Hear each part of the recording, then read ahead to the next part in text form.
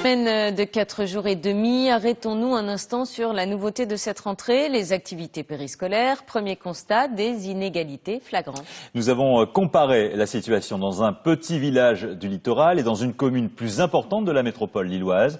Et force est de constater que tous les établissements ne disposent pas des mêmes moyens. Enquête signée Marie-Candice Delouvrier et Sébastien Gurac. Jeanne. Présente. Une fois l'école finie, c'est monsieur le maire qui fait l'appel. Camille. Comme tous les jours depuis la rentrée, à 15h30, c'est bien le premier élu de cette petite commune rurale qui prend en charge les élèves pour jouer au ping-pong. Regarde comment j'engage, d'accord? On met ses doigts comme ça.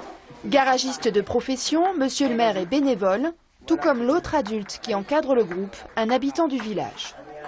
Nous, on n'a pas les moyens de payer des prestataires, en fin de compte, qui peuvent, mais les grandes communes, ils peuvent le faire. En deuxième période, on va peut-être faire de la musique et puis du théâtre. Avec qui alors? Avec des anciennes directrices d'école. Des retraités? Ouais, des retraités, voilà.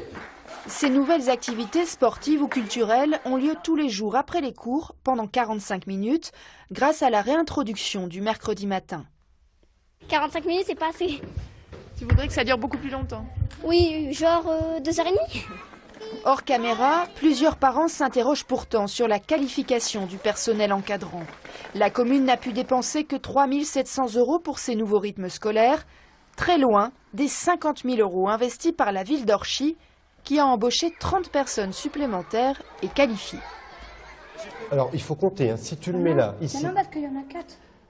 Ce jeu mathématique est l'une des 32 activités proposées aux enfants, qui peuvent même en changer tous les jours. Gravure, découverte artistique, yoga, gym.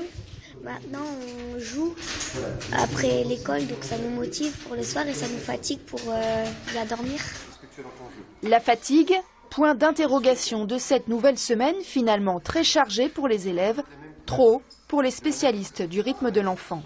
Il y a actuellement beaucoup d'inquiétudes et d'interrogations, aussi bien des parents que des enseignants qui me disent par exemple que les enfants dorment sur leur table le vendredi tellement ils sont fatigués. Donc est-ce que c'était vraiment ça qu'on voulait pour les enfants par rapport à ce changement? Je ne le crois pas. Conséquence, certains parents, comme cette mère au foyer, préfèrent récupérer leurs enfants dès 15h30, même si l'activité proposée par l'école est intéressante. Ils ont plus de temps à la maison, ils se consacrent à ce qu'ils veulent faire, ils goûtent tranquillement. Ce choix reste minoritaire. Dans notre petite commune rurale, près d'un enfant sur deux est inscrit aux activités périscolaires, un chiffre qui grimpe à 90% à Orchy, où les familles semblent donc convaincues ou n'ont pas le choix.